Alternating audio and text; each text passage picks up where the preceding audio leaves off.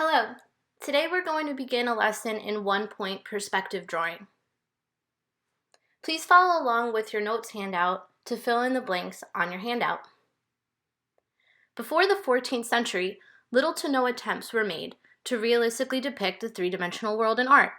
Italian masters Giotto and Duccio began to explore the idea of depth and volume in their art and is credited with introducing an early form of perspective.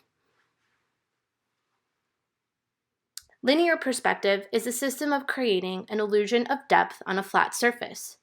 All lines in a painting or drawing using this system converge in a single vanishing point in the composition's horizon line.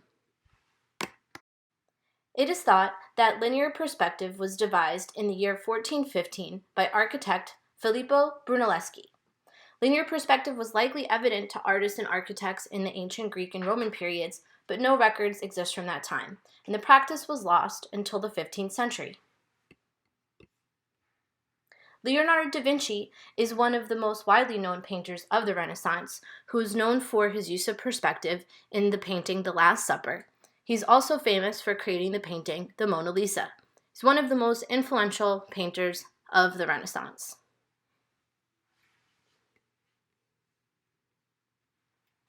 Artist known as Raphael is an Italian painter and architect of the High Renaissance, and he shows off his use of perspective in the painting The School of Athens. The following are some important vocabulary words to know.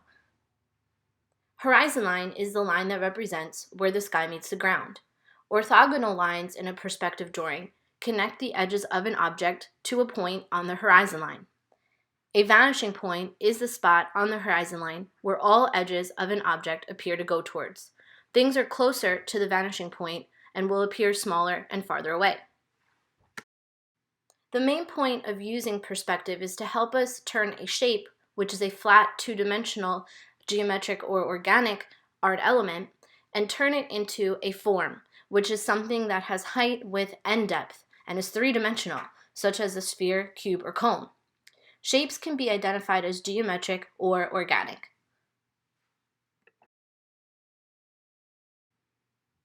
When creating a perspective drawing, you are going to begin with your horizon line, and one-point perspective begins with drawing a shape. We connect that shape to the horizon line using orthogonal lines, and then we cut off the depth of the shape. Parallel lines are lines that don't intersect, and perpendicular lines are lines that intersect at a right angle. These are all lines that you will see in a perspective drawing. Some different points of view that we experiment with in perspective drawing would be a bird's eye view, where you are overhead and your horizon line is high, an ant's eye view, where you are viewing an object from below and the horizon line is low, or an eye level line, where you're looking at something straight on and your horizon line is in the center.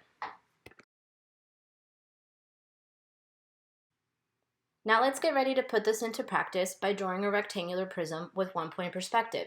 Take out a pencil, eraser, straight edge, or ruler, and a blank sheet of paper, and follow along with the steps to create your one-point perspective drawing for today.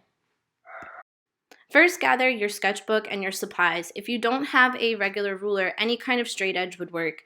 Use a pencil for your perspective drawing and have an eraser nearby. We're starting with a horizontal line to represent the horizon. It's a good idea in perspective drawing to draw lightly so that way you can erase things as needed. I'm placing a dot or the vanishing point in the center of this horizon line. I'm going to darken my horizon line and most of the lines in my drawing for the purpose of this video, but you should draw all of your lines lightly with your pencil, like I said, so you can erase. I'm going to begin by drawing the first vertical line, which if you notice is perpendicular to my horizon line. And I'm drawing this vertical line to create the edges of a square. In one-point perspective, you start with your shape. So in this case, we're starting with a square. We're going to connect the visible corners to the vanishing point with a light line. These are the orthogonal lines. So these lines connect to your vanishing point. You'll notice I drew those orthogonal lines pretty lightly. I'm going back to my square, the top edge, and I'm placing my straight edge on that line to create a parallel line where I'm cutting off the shape a little bit farther away. So I always go back to my shape and then move my ruler into the guidelines I just drew.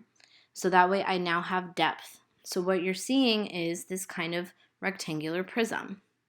I have made my shape, which is the square, three-dimensional. I'm able to see the top and the side. Now I'm going to create one that is on the horizon line. This is going to be an eye level shape. So we're going to assume that we can see the front of this shape and the side of this shape. So I'm drawing my square. And now I'm going to find the corners of my square and connect it lightly with an orthogonal line to the vanishing point. So I'm doing the two visible corners. Now I'm going back to my square and I'm finding that straight edge and I am giving my square depth. I'm going to erase away the orthogonal lines and I can erase away the visible horizon line that's inside of my new rectangular prism. The last form I'm going to draw is going to be above the horizon line, so that way this can appear like an and-side perspective where we will see the bottom of this rectangular prism. So I have my square drawn, my flat two-dimensional shape. I am connecting the visible corners to the vanishing point.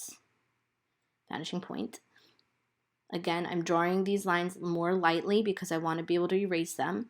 I'm finding the bottom view and creating the depth, and I'm finding the side that's visible and creating the depth there, and then erasing away my orthogonal lines that I don't need to see anymore. So it's very important that all vertical lines in your drawing appear to be perpendicular to the horizon line, and all parallel lines in your drawing are parallel to the horizon line. This is my finished image here where my squares look three-dimensional. You should have a composition that has 3 different squares turned into the rectangular prisms. This is just a little diagram to show you what these different points of view mean.